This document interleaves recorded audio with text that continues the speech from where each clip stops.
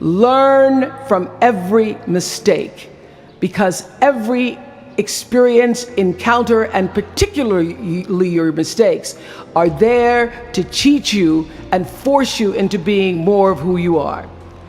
And then figure out what is the next right move.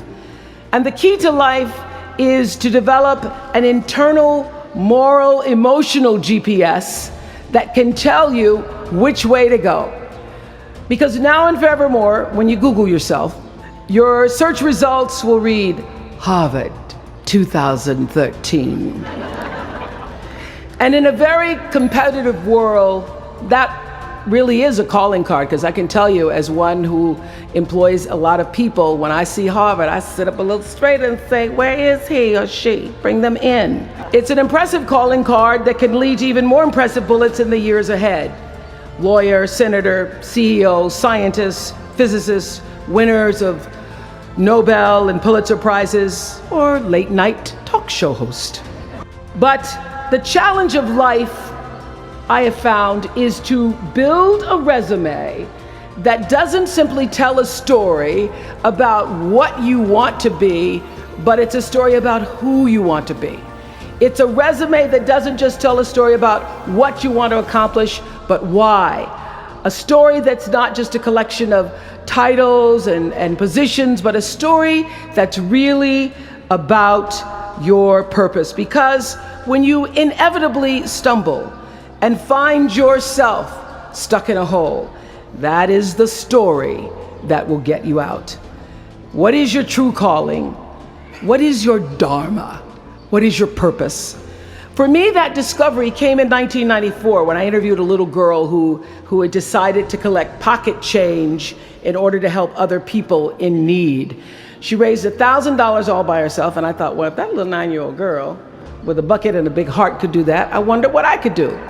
So I asked for our viewers to take up their own change collection, and in 1 month, just from pennies and nickels and dimes, we raised more than $3 million that we used to send one student from every state in the United States to college. That was the beginning of the Angel Network. So what I did was I simply asked our viewers, do what you can wherever you are, from wherever you sit in life. Give me your time or your talent, your money if you have it, and they did. Extend yourself in kindness to other human beings wherever you can. And together we built 55 schools in 12 different countries and restored nearly 300 homes that were devastated by Hurricanes Rita and Katrina. So the Angel Network, I've been on the air for a long time, but it was the Angel Network that actually focused my internal GPS. It helped me to decide that I wasn't just gonna be on TV every day, but that the goal of my shows, my interviews, my business, my philanthropy, all of it, whatever ventures I might pursue, would be to make clear that what unites us is ultimately far more redeeming and compelling than anything that separates me. Because what had become clear to me, and I want you to know, it isn't always clear in the beginning, because as I said, I've been on television since I was 19 years old. But around 94, I got really clear. So don't expect the clarity to come all at once, to know your purpose right away. But what became clear to me was that I was here on earth to use television and not be used by it. To use television to illuminate the transcendent power of our better angels. So this Angel Network, it didn't just change the lives of those who were helped, but the lives of those who also did the helping. It reminded us that no matter who we are, or what we look like, or what we may believe, it is both possible and, more importantly, it becomes powerful to come together in common purpose and common effort. I saw something on the Bill Maher show recently that so reminded me of this point. It was an interview with David and Francine Wheeler. They lost their 7-year-old son, Ben, in the Sandy Hook tragedy. And even though gun safety legislation to strengthen background checks had just been voted down in Congress at the time that they were doing this interview, they talked about how they refused to be discouraged. Francine said this. She said, "Our hearts are broken, but our spirits are not." I'm going to tell them what it's like to find a conversation about change that is love, and I'm going to do that without fighting them.